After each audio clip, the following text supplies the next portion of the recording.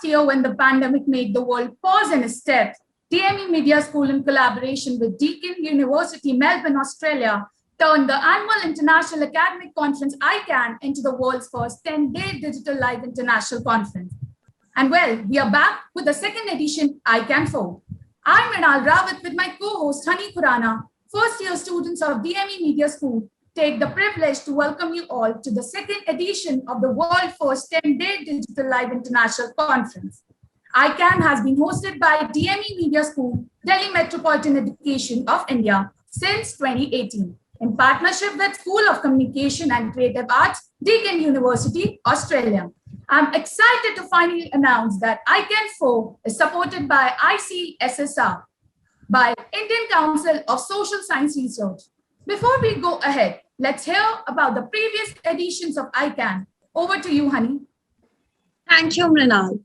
The former edition of ICAN were not only phenomenally successful, but were pioneering in the level and depth of engagement with all aspects of media and ancillary subjects. The theme for ICAN1 was India and changing aspects of news, held in March 2018, ICAN2, which was held in November 2018, and the theme was Indian cinema and alternate networks. ICAN3 edition was issue of community, agenda, and news with the hashtag conference for change, held in June 2020. And this time, the theme of ICAN4 is information, communication, and artificial networks with the hashtag communication redefined. ICAN4 would not have been possible without the support of our partners. So I express my gratitude towards them.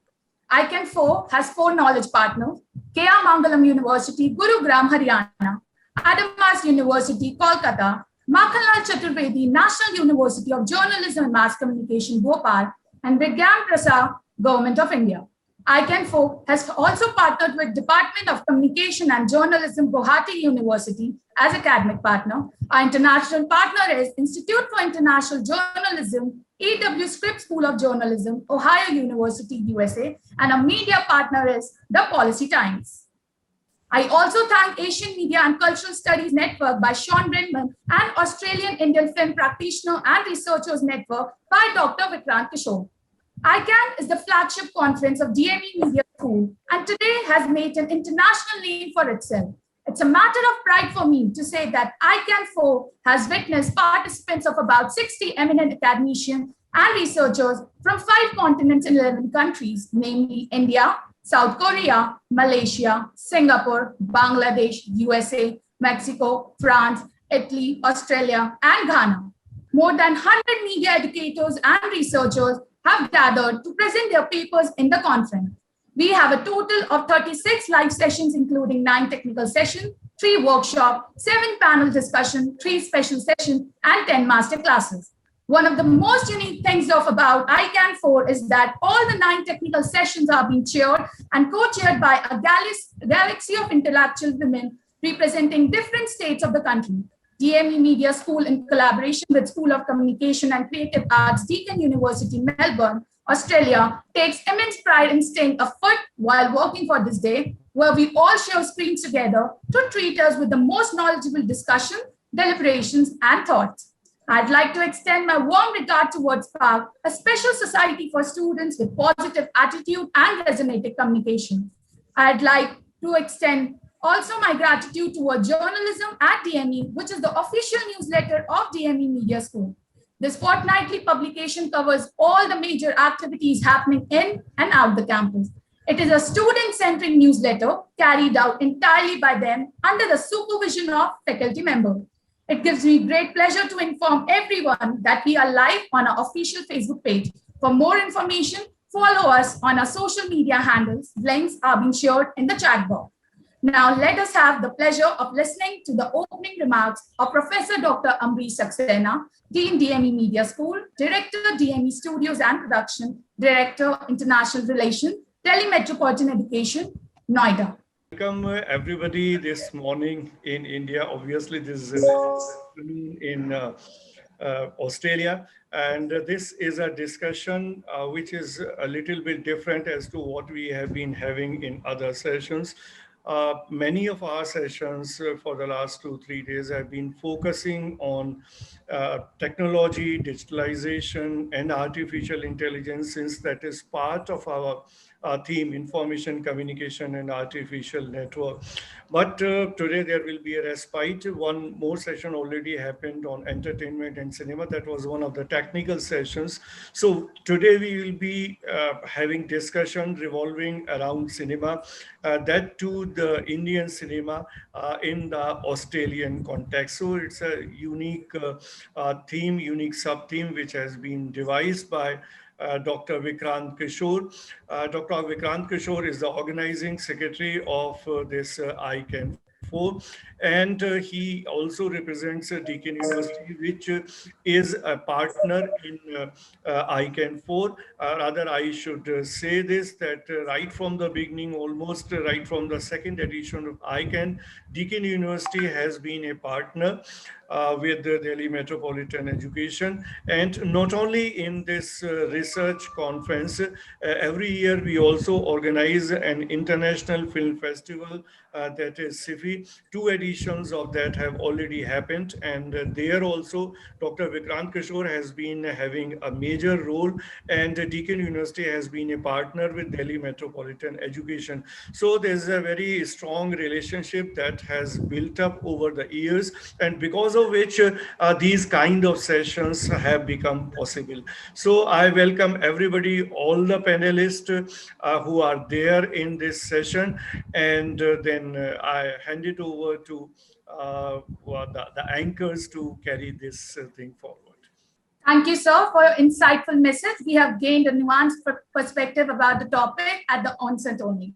Now, let's find out who are the experts for ICAN4's panel discussion 4 on production, reception, and distribution of Indian cinema in Australia.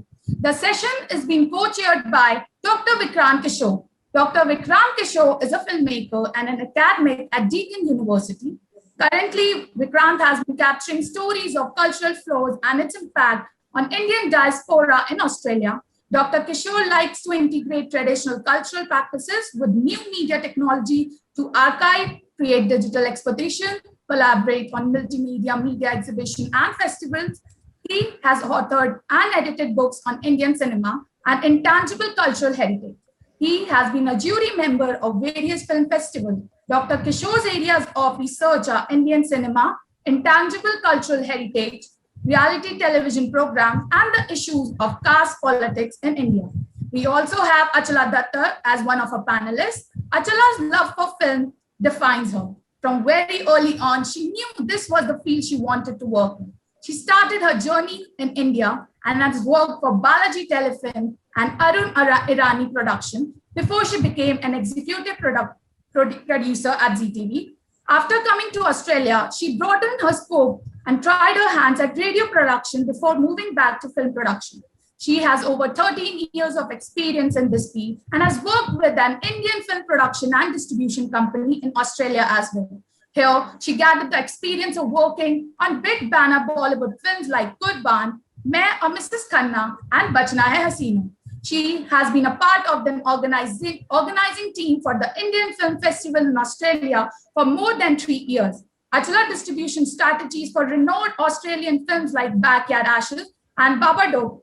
She also has been instrumental in bringing Marathi language films to Australia and New Zealand.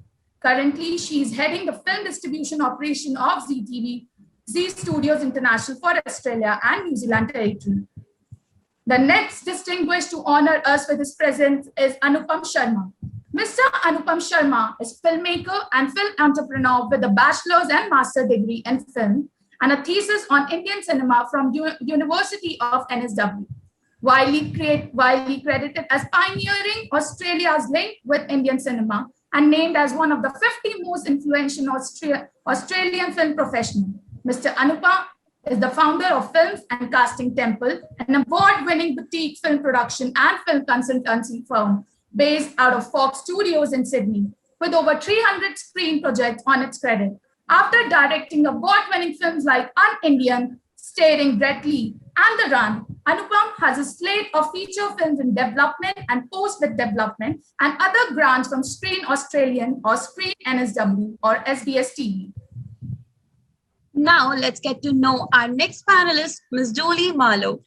Ms. Julie Marlow has an extensive experience in the arts, culture, and screen industries in Australia and internationally in senior executive management, key government agencies, NGOs, and not-for-profit organizations. She was the past director of Film Victoria, overseeing an annual budget of $25 million and was the past chair of Australian Teachers of Media. Senior policy consultant for a range of clients, including the NSW government, the Screen Producers Association of Australia, International Federation of Producers Association, the Commonwealth Secretariat, and the Cultural Development Network. Ms. Julie was involved in policy development, trade and co-production, and international affairs. She was a member of an official delegation to the WIPO Diplomatic Conference in Beijing in 2012. She is a producer, script editor, and writer of film and documentary. She is also a sessional lecturer at Deakin University, School of Communication and Arts, and consultant to Cultural Development Network. We are also honored to have Mr. Kartik Mohandas as a panelist for this discussion. He is a media, sales, and marketing professional with a passion of film, TV, radio, digital media, digital convergence, and marketing. Mr. Kartik has a master's degree in media and mass communication. He had worked across various media sectors like movie distribution, OTT distributions and sales, pay TV subscription business, radio productions and broadcasting, TV broadcasting, and content production. And as a final panelist, we have Mr. Pritesh Raniga. Mr. Pritesh Raniga, he was born and brought up next to cinema because his father was into movie distribution and exhibition. Growing up as a young boy, he watched his favorite stars on screen that were larger than his life, which left a lasting impression on him. It was only natural to him that he followed his father's footsteps and got into show business. He found himself truly blessed to have found a place in the industry that he's extremely passionate about. Continuing this love for films, his company, Foreign Films, has managed to build a strong portfolio of products over the years and expanded its operation across continents. He always looked forward to distributing good films and not just in Bollywood. Thanks to all of you for accepting our invitation and holding this panel discussion. We are honored to have everyone here with us. Now I request Dr. Vikrant Kishore to please carry the session forward. Over to you, sir. Thank you. Hello and a good day to you all. Firstly, many thanks to Dr. Ambrish Saxena and Dr. Shusmita Bala and DME, all the staff members of DME and all the students of DME for this collaboration that we have been having since 2018. It has been really a great kind of coming together of DME and Deakin, and we have had a few fruitful projects happening. Thanks to Mrinal, Divyashri, and Hani for this great introduction of the panel today. Before I start, I would like to recognize the various traditional lands where we are located and acknowledge the elders past, present, and emerging. I acknowledge the land, waterways, and airways of the Wurundjeri people and pay our respect to all Aboriginal and Torres Strait Island people. On this occasion, I would also like to pay my respect to the great doyen of Indian cinema, Dilip Kumar Sahab, who was bestowed with the highest honors such as India's Padma Vibhushan and Pakistan's Nishan-e-Imtiaz. It is a great loss for India and the world's cinema. His immense contribution will always be remembered. So I start with this. Our panel today will discuss the production, consumption, and reception of Indian films in Australia. Firstly, I would like to start calling upon the panelists to talk a bit more about their work. Of course, we heard the kind of work you have already done. It's really a, really landmark and kind of path-breaking work that you all have brought in to Australia to create a kind of a path for Indian cinema. And let's try and hear more about the kind of work you do. And I would like to start with the ladies first, and I'll go from Achala, then to Julie, then to Anupam, Pritesh, and Kartik. So Achala, over to you. Hi everyone, I'm glad to be here on this chilly Melbourne afternoon. So hello to everyone. I just like to say that I was a student like you are now at DME, and I did my master's in mass communication. Just don't ask how many years back, but many years back. And then since then, I think I just decided this. I want to be in media in any capacity, and started as a television executive producer with Balaji Telefilms. That's where the journey started to continue my passion for film and television. After coming to Australia, I think television took a little backseat because Australian television market was still evolving. From coming from Mumbai, Mumbai's busy television industry to Australia was a bit of shock. So I tried my hands at radio production, and then moved to film distribution. I got an opportunity to work for an Indian film distribution company, and that's kind of extended my horizon suddenly to distribution. I had no previous experience, but it was just learning on the job. And during that period, I also got a chance to work on a couple of Indian film productions, which were filmed in Melbourne and Sydney. So again, from television to film distribution to film production, it was a massive change, but it was a welcoming change. I learned a lot. Just any opportunity or any opportunity that was thrown to me to be like a production assistant or a hospitality manager, or just being on the set, sometimes managing crowds, I just decided that yes, I'm just going to jump in and try and find my feet in media industry here. After that stint, got a chance to work for an Australian film distribution company for 5 years. And that was a completely different experience, because working on Australian films, couple of art house cinema, as well as foreign language film, was an eye opener as well, because working on those film distribution is totally different to what I learned for Indian language film distribution. So got a good hang of working for both kind of industries, and that helped to get me, I think, come back to my roots, which is when Z Studios Studios was actually distributing films before I stepped in, and they were trying to really make a mark in Australia, New Zealand, Fiji, and PNG. So when the opportunity came to get involved into Indian language film distribution with Z, it was like, oh, I'm coming back to my home, because I left Z TV's role. It was a television production role to come to Australia, and life came full circle for me to again join Z Studios, but as a film distribution head. So here, I think, yeah, I'm happy. I'm like, every morning when I wake up, I really enjoy working on anything that is related to film. Here, the market is still growing for Indian language films, but yes, it has grown in last decade or so. It's a one woman show here for Z Studios. I look after film distribution, as well as which is like different aspects like marketing, grassroots marketing, getting cinemas on board, as well as doing boring work, which is accounting. So everything is managed by me here in Australia for Z Studios. But it's very, very exciting, because there is never a easy or a boring moment in a day. There is always something to look forward to, work on, replying to emails, or looking forward to the next films that Z Studios would be distributing here. So yeah, it's a happy life, I would say. So that's from me, Vikrant.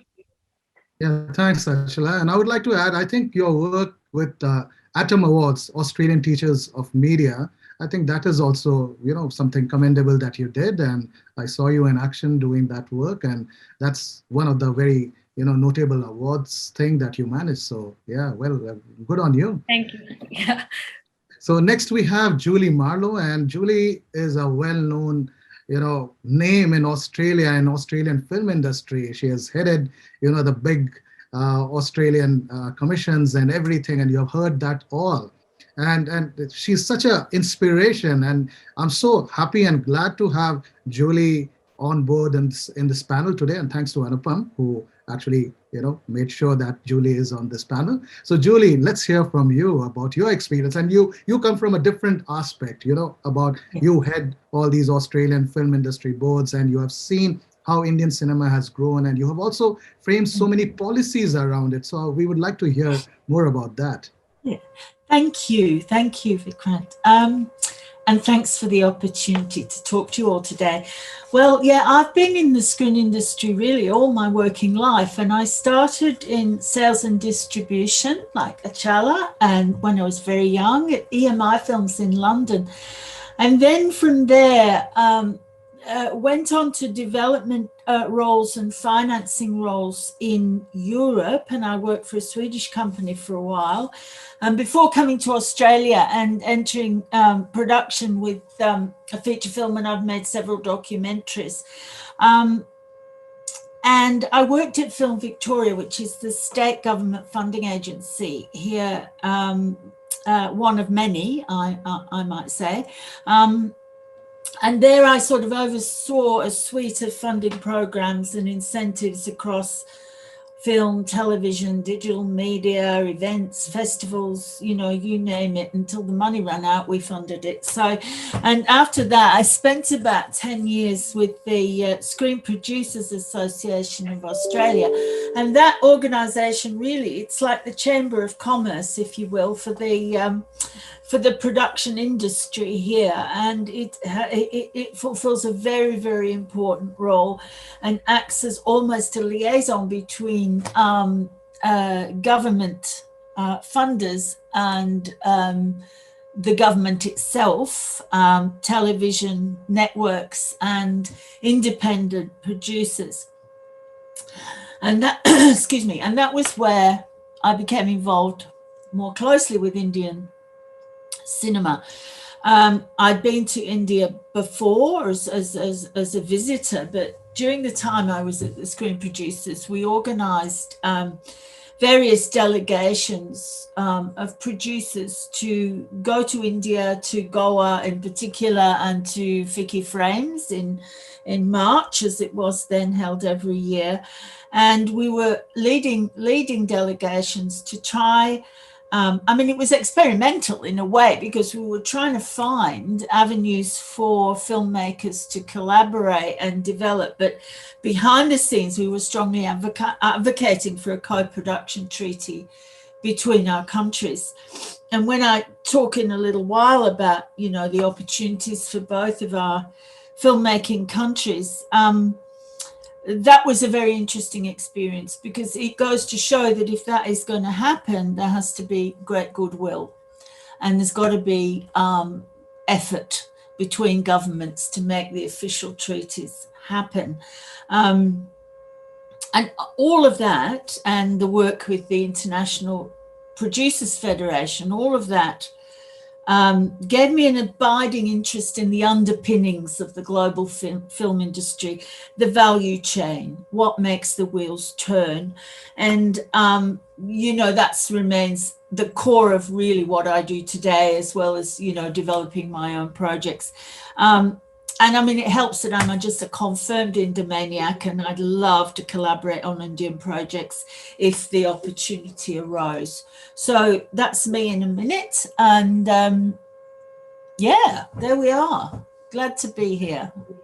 Great. Thanks, Julie. That was really good. And we would like to see you doing more Indian projects. And I'm sure you have a couple up your sleeves. So, and that brings me to Anupam. And Anupam Sharma, if you talk about Indian cinema in Australia, the first name will generally pop up. You Google or you just ask anyone in Australia, Anupam Sharma is the name to reckon with. So yeah, instead of me talking about him, I'll give the space to Anupam. Here you go. Thanks, Vikrant.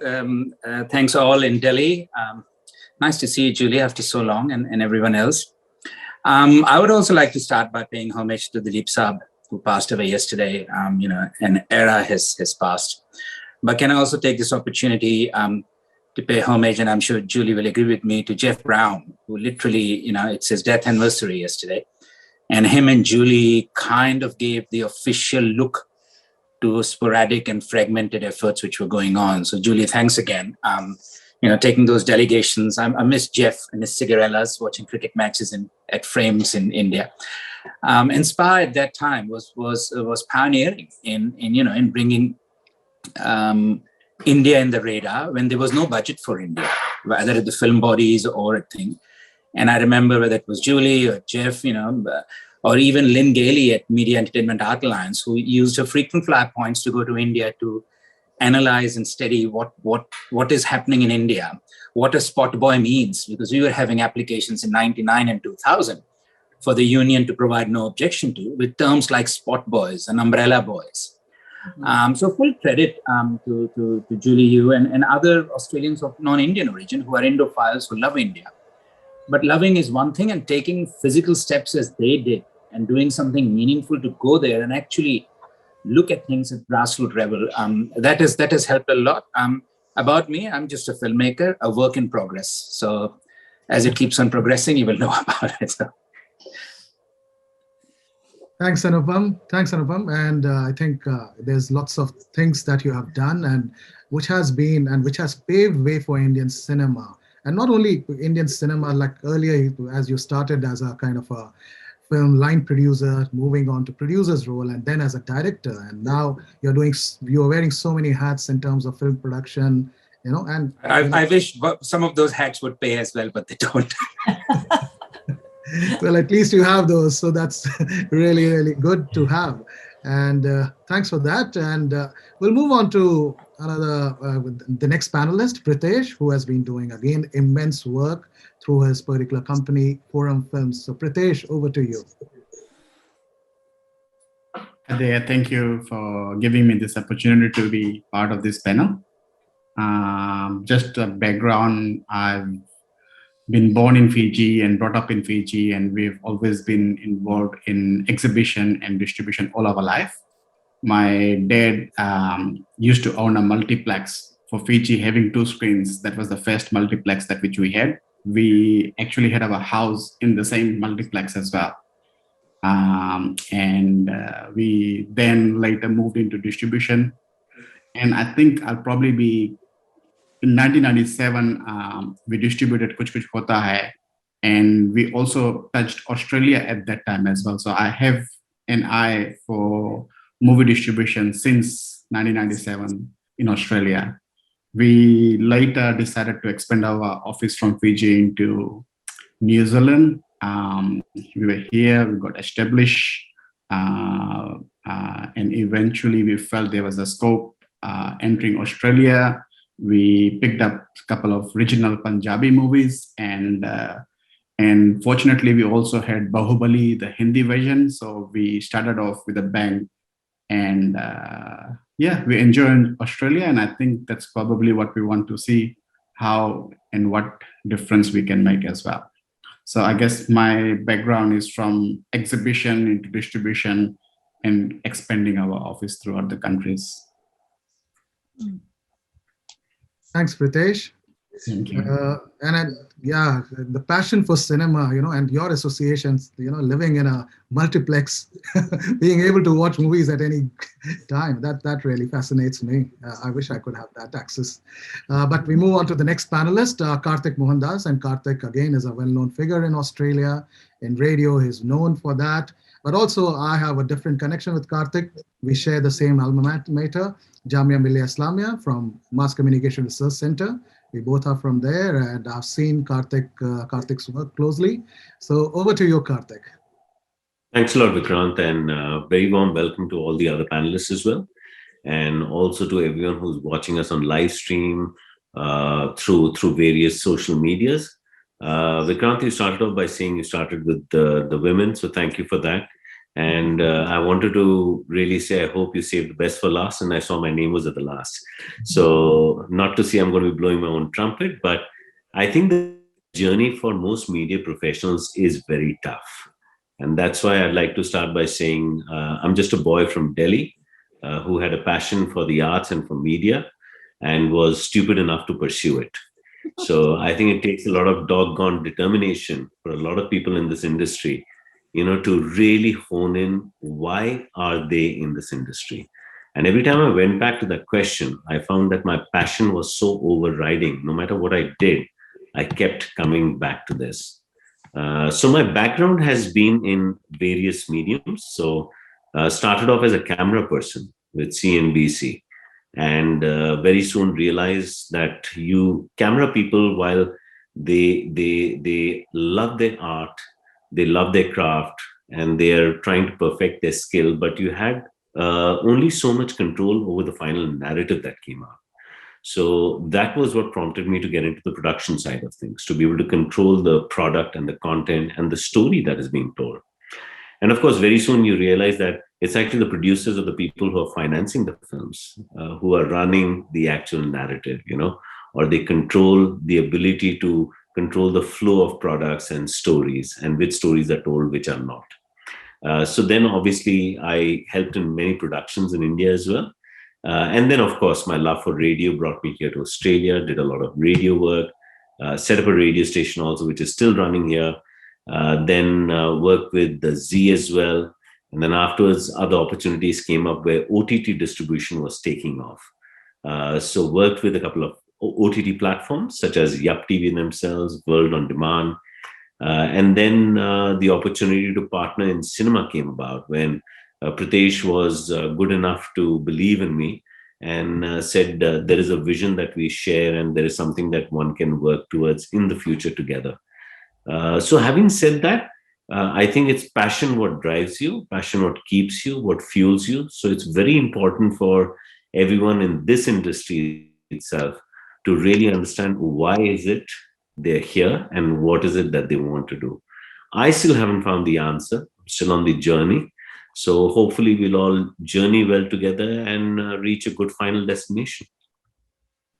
Thanks, Kartik. And I think it's really interesting to hear the diverse roles that you all have taken. So just to let audience know that in the next segment of our panel, what we'll do is that I'll give each panelist about 4 to 5 minutes to give their own summary of production, consumption, and reception of Indian film in Australia, or anything related to that, so they can just give any perspective on that.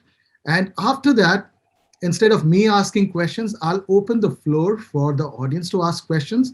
And for that, Sachin is here. Sachin will help me in taking on these questions, and will also understanding that there is a time limit, so we'll make sure, and Sachin will keep us on track of the timing as well.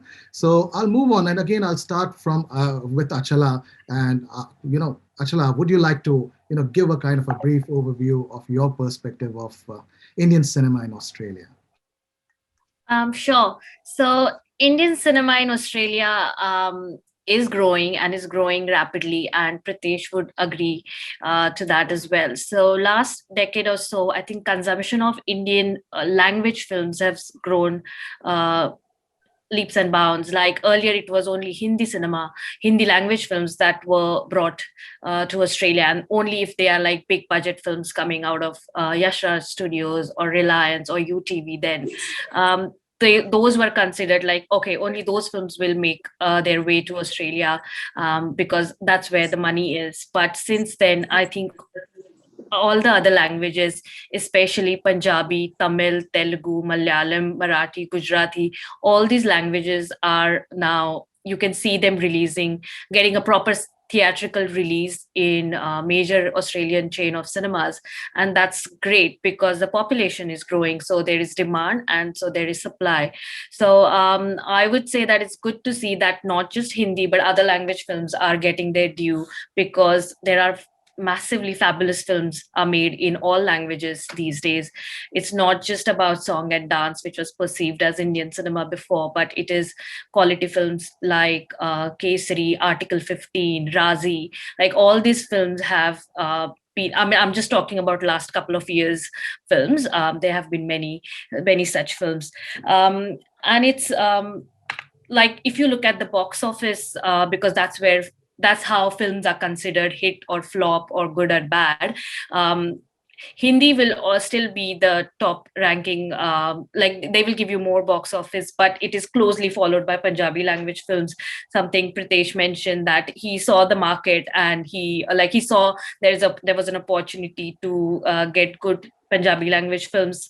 And yes, it has worked. Punjabi films give they get good box office results as well, followed by Tamil language films. He mentioned Bahubali. Currently, we had Vijay Sethupathi and another Vijay versus Vijay, and that film did fabulous. That was just when industry was coming out of COVID restrictions and pandemic, where people were still scared to go to cinemas, but film did fabulous here. So people are hungry here to watch more and more Indian language films, and we are getting them. And there's no monopoly anymore. There are a couple of players in the market, and everyone's trying to bring good cinema here.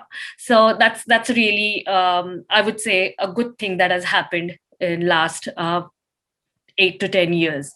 There's another thing I would say, that Indian cinema is now reaching regional markets as well. So it's not just your Melbourne, Sydney, which are your top markets, or then followed by Queensland or South Australia, but regional centers of Ballarat, Bendigo, Dubbo, Griffith, all these smaller towns in Australia are also now, the cinemas in those smaller cities are looking forward or asking for Indian language film to screen at their cinemas, which are like just one screen, but and they would be just maybe a weekend session, but they are trying those films, and clearly they are getting good response for it. And that's why they would email you and they would ask you, when is this next film coming, which is very, which wasn't happening before. Like suddenly you get an email from Griffith when we recently did Radhe, and they're like, oh, we really look forward to having that film. Or there was a drive-in cinema in Dubbo who did first Indian language film screening, and it wasn't the massive success, but it was still good number of people came in to watch the film in a drive-in setting for an Indian film, and we got a couple of emails saying that was such a great thing just to watch a very masala action film in that drive-in setting. So yeah, we look forward to. So that is, again, I would say, a good thing for Indian language films, that they're reaching not just cities, metro cities, but regional parts of Australia as well. And I think lastly, I would say that cinema chains are also now warming up to getting more and more Indian language films. During pandemic, I would say that, as all the big budget films are still on hold, like they're not releasing those films here. But these studios where, they had a couple of films which were ready, they just took a brave decisions to do like a hybrid release. That Indian market is still closed. They decided to release the film on an OTT platform, but release the film in overseas markets. So I would say that's the power of Indian cinema. That is, where I would say that people, and film did well, like film recovered its money, if you want to be safe here. I think it did all right. So I would say that that's my understanding, or that's what I have seen, a growth of Indian cinema and their distribution here. So I would just stop there. Yeah, thanks, Achala. And it was very interesting, especially OTT is one particular keyword which will keep on coming. And probably that's one thing which I want to talk later in detail. But I'm just going to bounce off this to Anupam and get his view as a filmmaker before I come to Julie to talk more as in terms of policymaker and all. So first to Anupam as his perspective on as a filmmaker in Australia. Anupam, you need to unmute yourself. Sorry about that. So Australia-India film links are marked by two very interesting aspects. One is, like an Indian goddess, they've got many arms. You've got distribution, you've got exhibition, you've got Indian, Bollywood-themed parties, you've got dance classes. Line production has almost gone, thanks to all the controversies which happened. So there hasn't been a major film since 2010. And co-production, or what I call collaboration, because we don't have a treaty. And the second kind of interesting aspect about it is that Indian films in Australia are are kind of the item number on a global scale, where people, just like the item number in a Bollywood film, which is, yes, it is important, but not important. People watch it with a pinch of salt, tongue in cheek. Same with Bollywood and Indian cinema in Australia. They would watch it with a tongue in cheek. They might go and watch one or two films, whether it's a drive-in or something like that, and take it as an experience. But in terms of stories traveling, partly because of distribution, partly because of the lack of audience, we're still not getting those films which we want here. Films like Gangs of Wasseypur, films which are now going on OTT. So these are the two hallmarks of India, Australia. It has been highly deregulated. And I think the peak, according to me, happened between 2000 and 2008 and 9. And since then, it has been a major dip. Exhibition has increased, distribution has increased, but the sporadic activities, the delegations, the enthusiasm, it's all gone out. There have been collaborations happening. And the new sun on the horizon is of course, Australian films which are India-centric.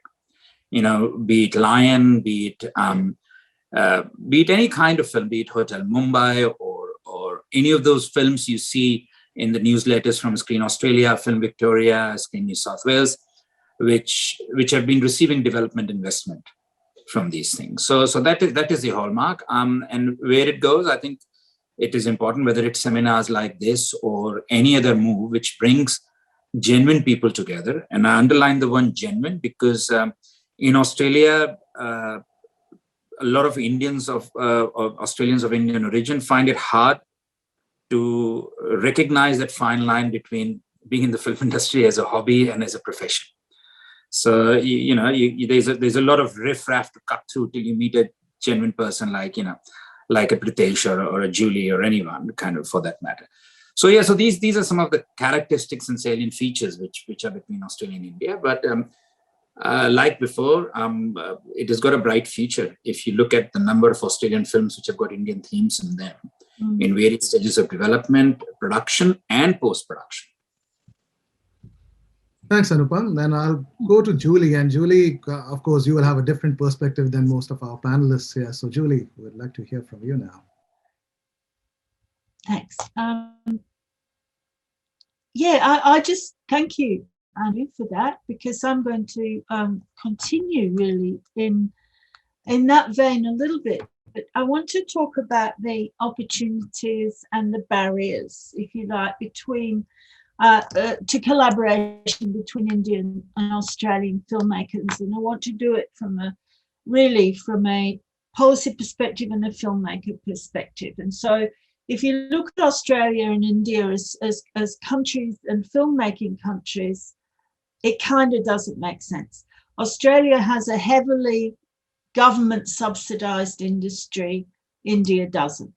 Australian filmmakers live by guidelines and rules that kind of funding brings with it. Indian filmmakers are just not accustomed to dealing with soft money at all.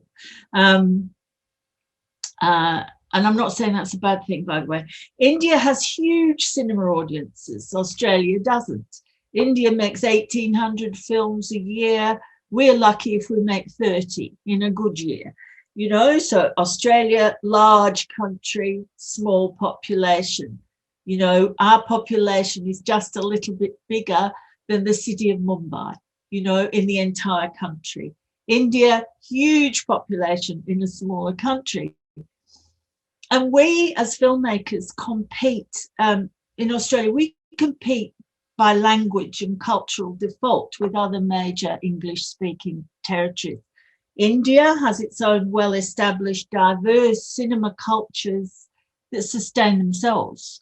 So we're used to being relatively small fish in a world dominated by Hollywood.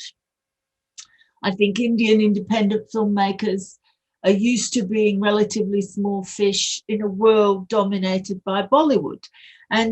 But over the years, we've found ways to compete in the global market, and we've developed lasting relationships.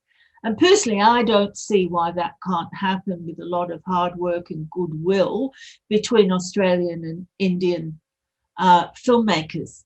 And this is one of the strengths of the Australian film industry in a way. It kind of gets out there and competes and you know, scrabbles for financing where, you know, you'd think that, you know, the bigger fish had taken it all, but not so. We've done pretty well on that front, and our crews are renowned for their hard work and ingenuity. But given all these differences, why bother, you know, talking about synergies between us? Well, you know, as Achala said, we've got a sizable Indian diaspora here, and they're hungry for content. And that's a really great thing. And we've got more sophisticated audiences in India now that are looking outside the prescribed box to see stories that they can relate to, rather than just sort of escapist fantasy. And we're seeing here now, as Achala said, we're seeing specialist distributors entering the market with Indian films to satisfy these audiences. And these companies could be important players in the future to help to bring filmmakers and ideas and stories together.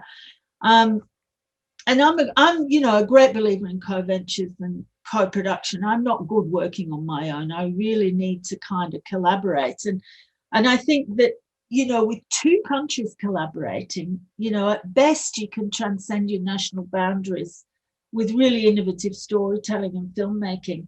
But then the other side of that, as Anu said, you know, it sometimes you get people in it for the wrong reasons, and then you get kind of contrived puddings, you know.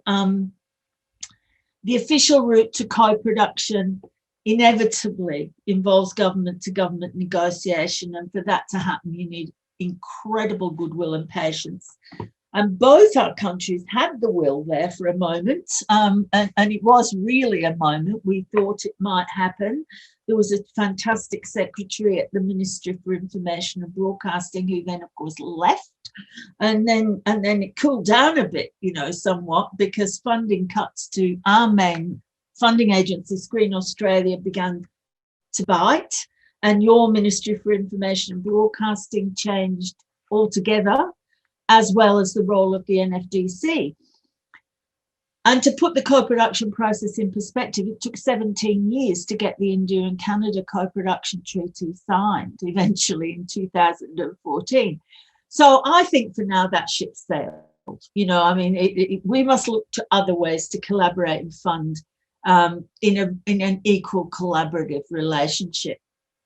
But I think the big game changer for all of us, and particularly for India, has been the arrival of Netflix and other OTT services.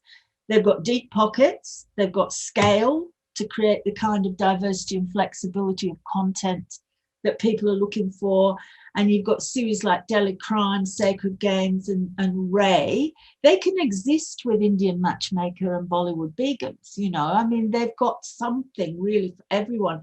And for everyone on this panel and in this room, our Netflixes, if you like, are different.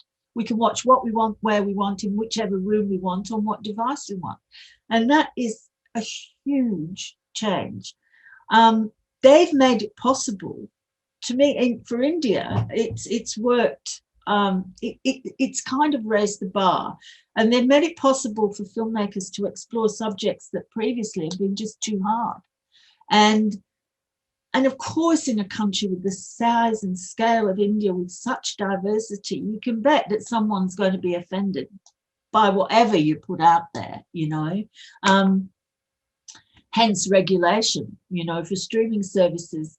And political intervention is rarely welcome, but, you know, Netflix and Amazon Prime, they've not diluted their content.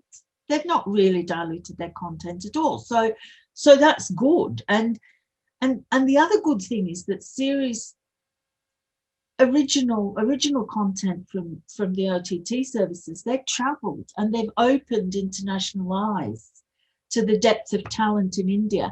And they're saying it's not all Bollywood. Bollywood can sit side by side with other types of stories that are just as valid and interesting to a global audience. So, and they announced 41 new titles, you know, for India alone last year across a range of genres. And I think they represent a real opportunity for filmmakers from both our countries. But it goes without saying that, you know, our ideas and scripts have to be better and well crafted to get through the door. And, you know, real collaboration, as Anu was saying, takes time, patience, determination. It's like being married, you know. You've really got to choose your tribe. You're together with your partners. And this project, you know, sometimes these things take 6, 7 years, you know. So you've got to be pretty sure that you're with your people. But, you know, from what I've seen of filmmakers in both our countries over the years, we've got those skills, and I'm all in favor of giving it a go, you know. So that's my take on it all at the moment. I think there are opportunities, you know, despite the seeming kind of differences between us. Yep. And it's worth mentioning here, sorry, Vikrant. Yeah, it's worth mentioning here, Julie, since you mentioned the OTT, the current head of Netflix for ANZ region is an Australian of Indian origin. Yes. Now, talk about diversity and the right fertile grounds to pitch projects. You may not get a response back from Netflix, but at least someone is there who's grown up in a similar space where we are having this conference now, which is the Australia-India space. Yeah, great. Yeah, thanks, Anupam. Thanks, Julie. So, and one of the things Julie mentioned, and Achala also mentioned about, you know, the kind of, regional films and other language films are doing so well in Australia.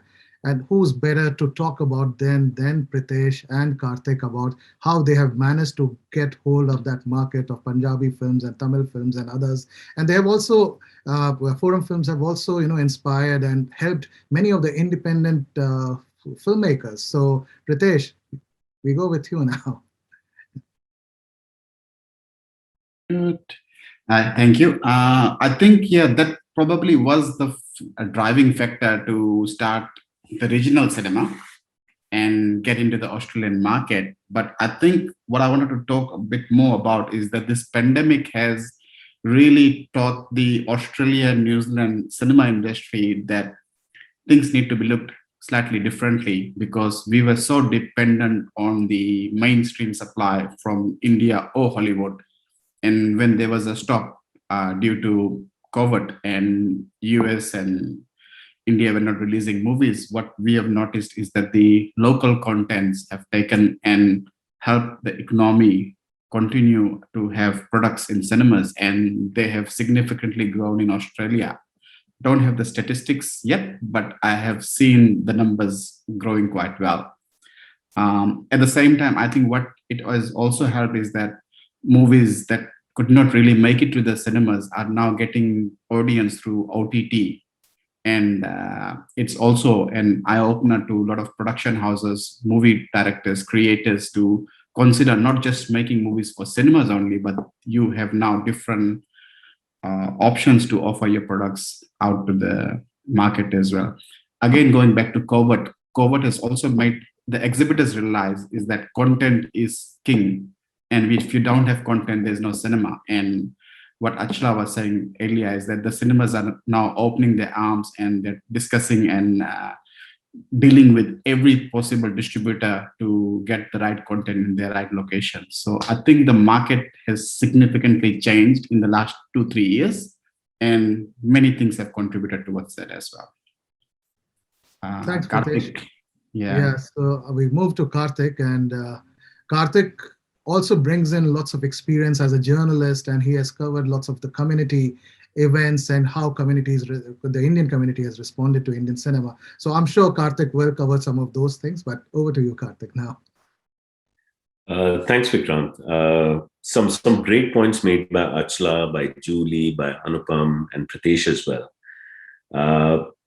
I'll go back to the first point about co-productions and content.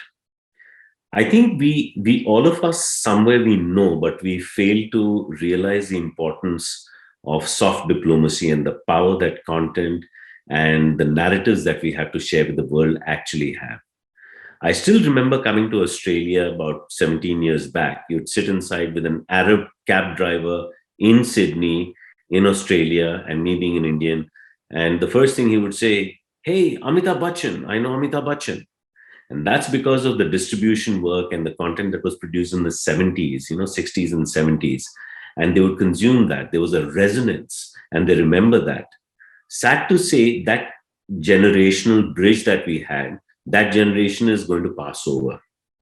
And people who understand Bollywood content only have a very small definition of song and dance, color, so on and so forth.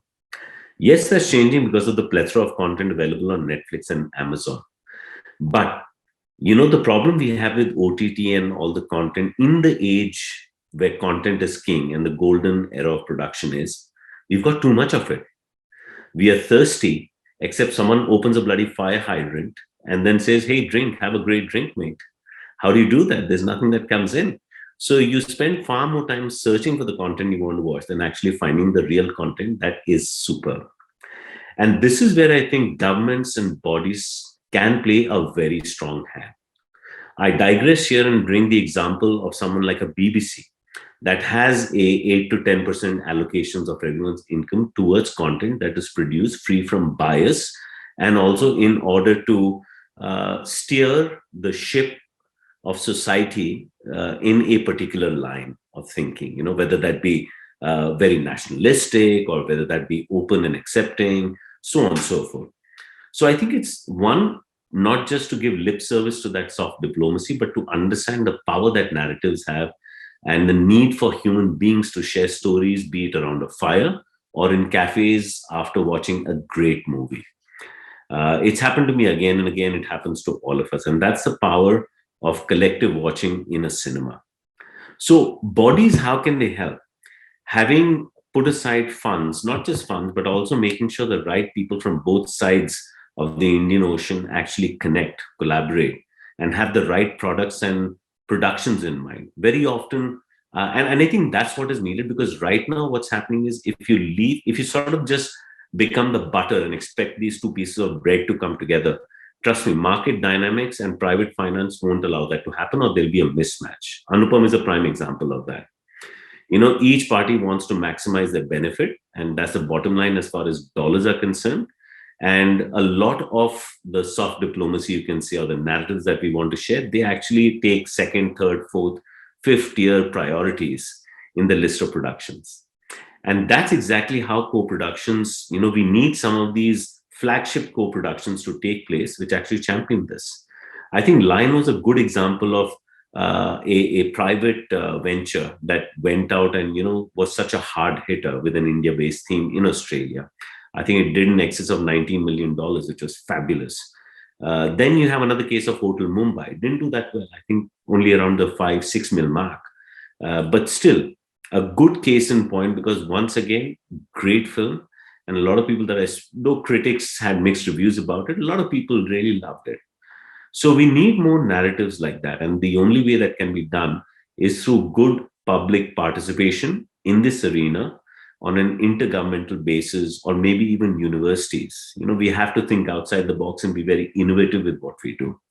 Otherwise, the more and more you look at Netflix and Amazon productions as well, you'll see that the shot sizes are getting longer, and there are fewer characters in there, and there is maximization of profit just by elongating scenes and having montages to music tracks, etc.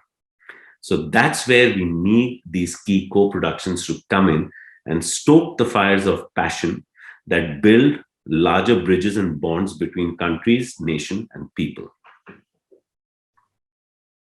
Thanks, Kartik. I think you, in a way, summed up what everyone said, and you also brought in, some unique points to this. And instead of me elaborating on that, I think we are also, running out of time. So what I'll do next is, I've got almost 10 questions coming in from the audience now. So I'll just take up these questions and feel free to respond to these. And very quickly, while you're doing that, Vikrant, I just wanted to add to what Kartik and Pritesh have said, and the previous discussions. It's also, goes back to what Julie was saying, who is leading and who are the key people. I'll give an example of Joe Thomas, who produced Hotel Mumbai. And during the pandemic, as an Australian of Indian origin, he managed to get up The Man with the Monkey Mask, shot in Indonesia, post-produced in South Australia. And 3 months ago, it became the costliest ever sale to Netflix of an Indian-related film for $30 million. I mean, that's the kind of space, you get 2 projects like that out of Australia, anywhere between 60 to 70 million. That's when you're talking at, what Achala was doing 10 years ago. You've got many more Achalas now, who want to get into Australians of Indian origin, who then create, the threshold of getting crews of Indian origin, of people speaking Hindi on set, or that's when the activities begin.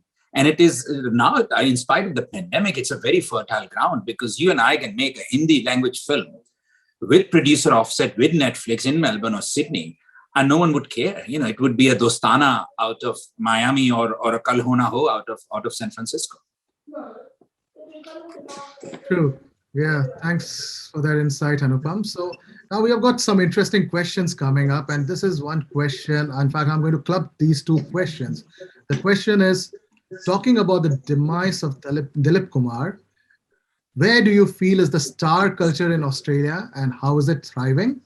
And the next question I'll add into that, what is the cultural impact with respect to the image of Indian and India, and how are Indian stars are propagated via cinema?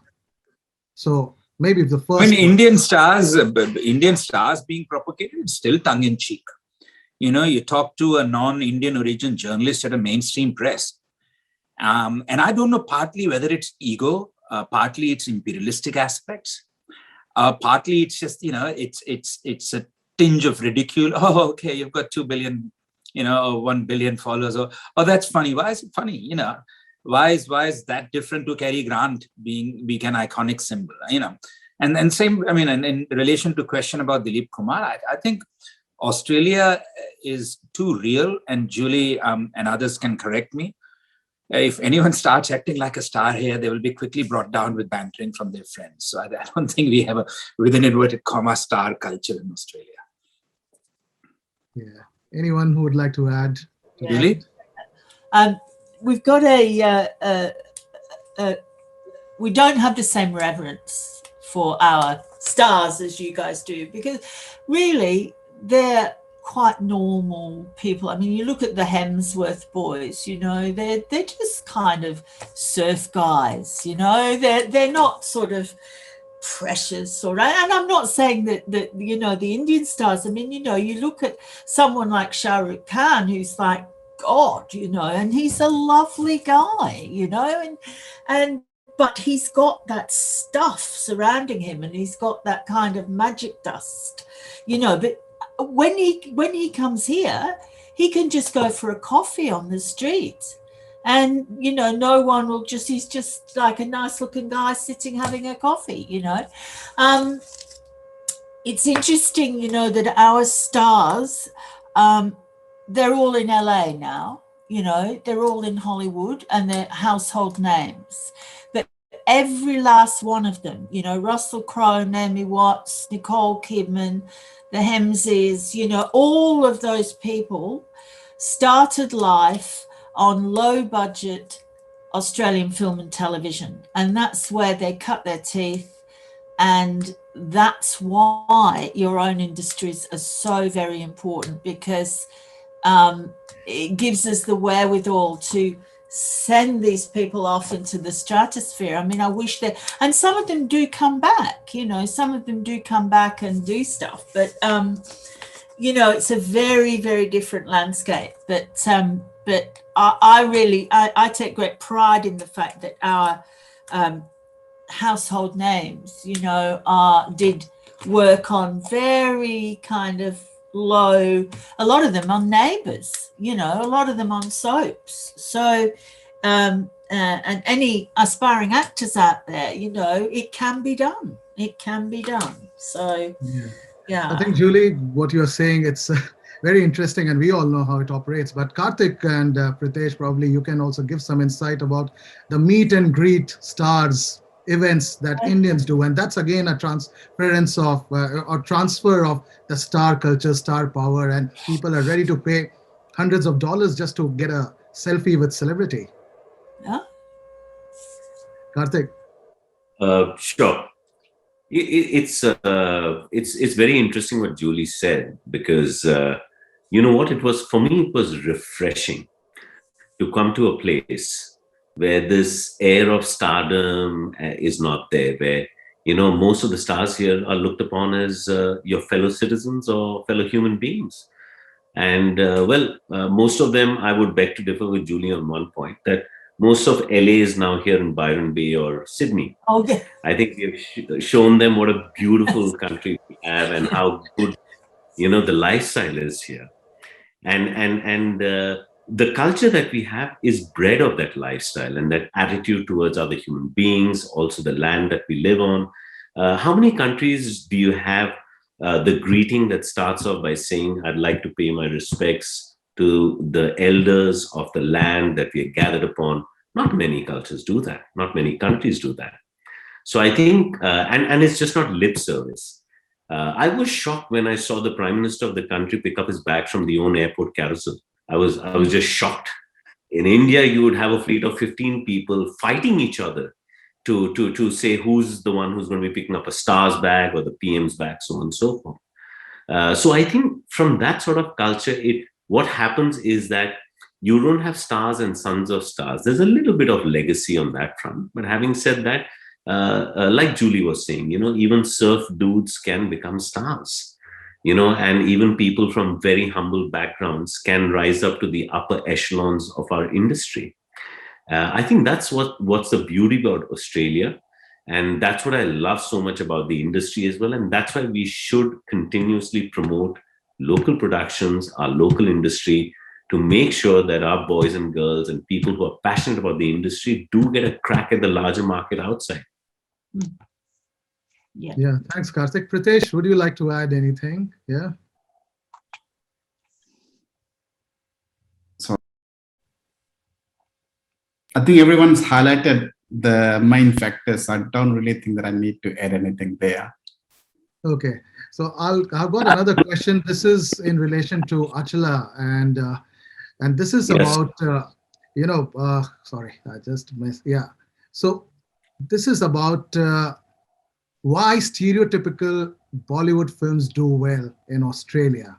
And this is in context of Radhe as well, probably. So you were the ones who released. So what do you think? What's the perspective here?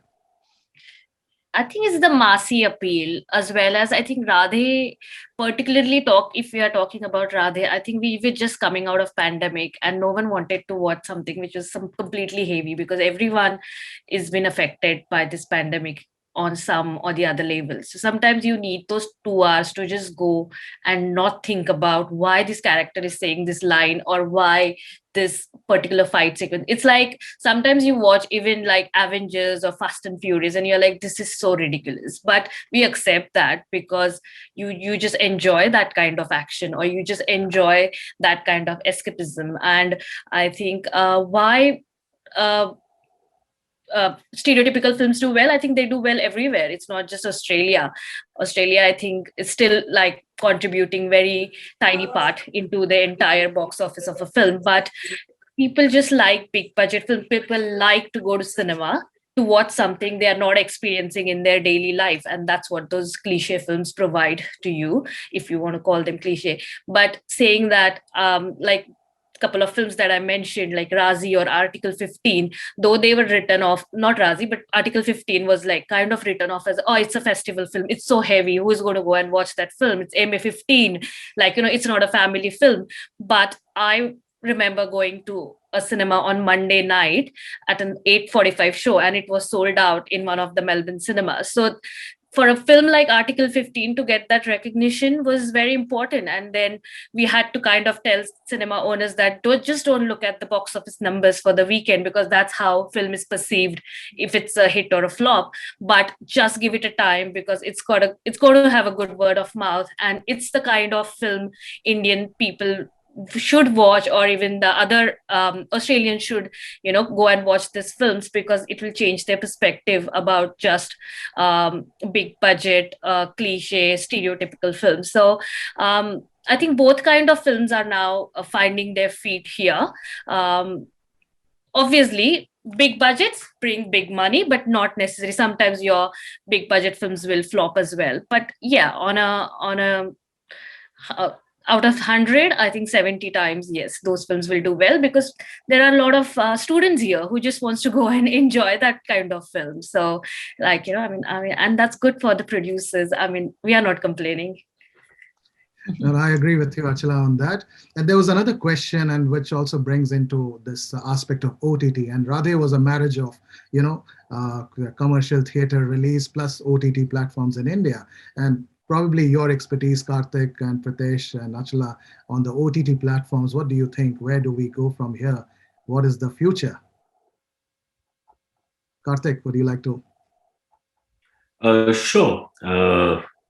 Where do we go from here?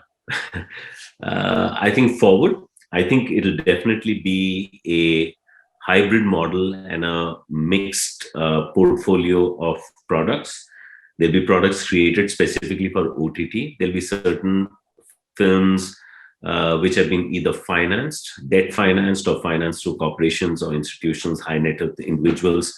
They will find it difficult to be able to sit in the vaults for a long time. They will need to monetize their products. So they'll be sold faster in the day and age when you can't get cinema distribution. Maximum distribution is only possible when you squeeze the last dollar out of each distribution channel. That's why you had the 90-day sacrosanct, home entertainment window, which was held up by cinemas for so long. I remember top cinema executives, including CEOs of big chains, telling me that's not going to change. It's written in stone. Well, guess what? A little virus changed all of that. And I think moving forward, we'll see products being made for different platforms. We'll see large budget movies, from the likes of studios like Disney, Marvel, Paramount, Sony Entertainment. The large franchises will come out to cinema, and they need that platform to be able to recover their money as well. So I think they'll all coexist. There'll be a good space. I think in all of this, the only loser, or I would say the point that will set the industry back, is the fact that we're going to have a huge amount of content. Who's going to curate that? And how do we decide? If you decide money to make the move on what content gets produced, then we'll all be in echo chambers like Facebook. We'll only be seeing what we want, and we'll be seeing more of it, reinforcing our taste once again, and they'll be producing more of that. So diversity in content across different platforms. And also somehow this whole question about curation and how it's being done, that's a very interesting aspect for me. So yeah, I think there's market and space for everything. And we are yet to see how all that will be divided in the space in the years ahead. Thanks, Kartik. I know we are running out of time, so I'll call upon Professor Amrish Saxena and also Sachin Nair and to come and ask probably the last questions from their side, and then we'll wrap up the session.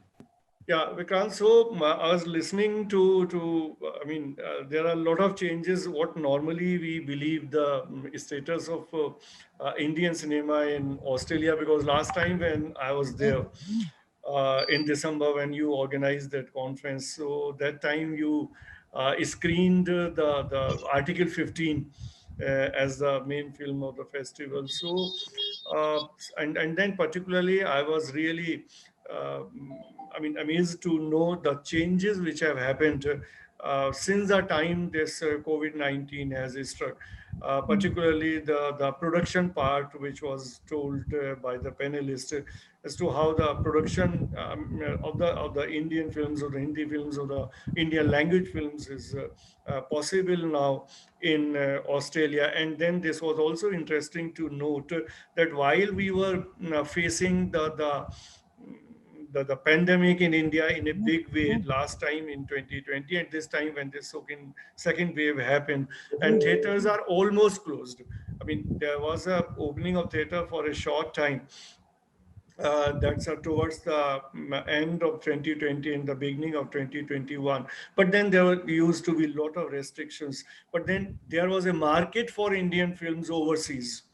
So, I mean, all these are really interesting facts to know to me, and I believe to most of the panel and most of the participants, most of the students who are there in this session.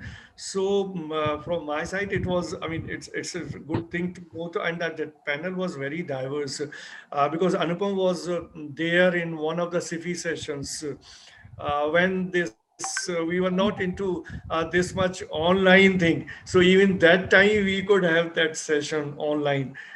2 years, I think that was in 2019, perhaps. 2019. In fact, that was the first online session we did. You know, we Yeah. didn't know that we'll go online this way, but Yeah. So it's really good to listen to all the people, and then obviously the experts that you added this time. I mean, for the first time, I was listening to Julie, to Kartik. So it was really an added thing to whatever discussions we were having earlier, and it would have been definitely interesting for everybody who was in the session, because normally Indians and the young people hardly has this kind of understanding as to how the Indian films do overseas, and particularly in the context of India, how much market is there for Indian films in Australia. So it was really nice to have this discussion this morning here in Delhi. Yeah. Sachin, you want to add something? I think I can speak for everyone in the session when I say that we had a wonderfully nuanced session. I mean, to capture every single nuance of an art form, whether distribution, content, or how culture and impact flows across geopolitical boundaries, and the kind of the guests we had and the kind of and the perspectives we provided. I think I speak for everyone to thank all of you for speaking. And with that, I would like to call Professor Dr. Sushmita Balla, HOD and Dean, DME Media School, to deliver to speak to us. Thank you, Dr. Vikrant Kishore, for bringing such an interesting discussion for us, ICAN. Thanks to all the panelists present here. It was a delight to understand how Indian cinema is doing in Australia. Thanks to all participants who are attending this lively session. Thank you. I'd now like to thank each and everyone to be a part of this session. I would like to extend my gratitude to Professor Dr. Ambrish Saxena, Dean DME Media School, convener ICAN4, and Professor Dr. Susmita Bala, Head DME Media School, Chief Associate Convener for ICAN4, for the ideation of planning of all the sessions. I would like to thank Dr. Manasvi Maheshwari, Ms. Manit Kaur, Ms. Shruti VL, Mr. Mohit Kishore, Ms. Mudita Raj, and Mr. Pramod Kumar Pandey for their constant support and guidance. A heartfelt thanks to Mr. Ritik Ghosh, Mr. Sumandra Satidar, Mr. Sachin Nair, and Mr. Yogesh Sharma for managing the overall digital operation in ICAN4. I would like to thank our newsletter team comprising of both students and faculty members, namely Ms. Sukriti Arora and Dr. Tina Bora, for constantly supervising and mentoring everyone. And also I thank Mr. Mohammed Kamil and Ms. Krishna Pandey for working around the clock in all the press proceedings. You can keep a check on our press proceedings on the official Facebook page of ICAN. I'd also like to thank Mr. Anmol Mehta from our DME family and Mr. Sumohit Nirala from one of our knowledgeable partner, KR Mangalam University's end, for tirelessly working in making our event look more beautiful digitally so. I will also like to thank all our entire team, all faculty members and students who have worked day and night, facing all the challenges and obstacles of the pandemic to make this conference happen. Lastly, I thank all our participants who joined the session and audience for being here and contributing. For all the new updates, stay in touch with us through our social media handles. The links are being shared in the chat box right now. And don't forget to visit the DME website and ICAN4 websites for all details. Before wrapping up the session, I would like to remind each and everyone to stay tuned for the next 7th technical session on fake news and discriminatory content during COVID-19 pandemic, which will be starting just after the session at 11:30 a.m. Till then, I, Hani Khurana, with my co-host Mrinal Rawat, take your leave. I hope to see you all in the next session. Stay safe, everyone.